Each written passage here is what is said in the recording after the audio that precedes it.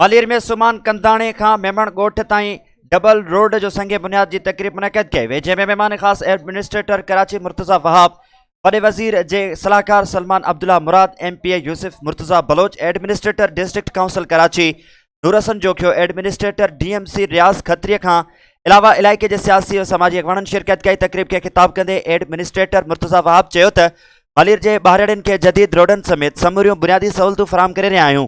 Pakistan peoples party अवामी खिदमत ते यकीन रखे थी। पासे में KMC मलिर के ॿाहिरिड़नि खे मुकम्मल नज़रअंदाज किया वियो हो।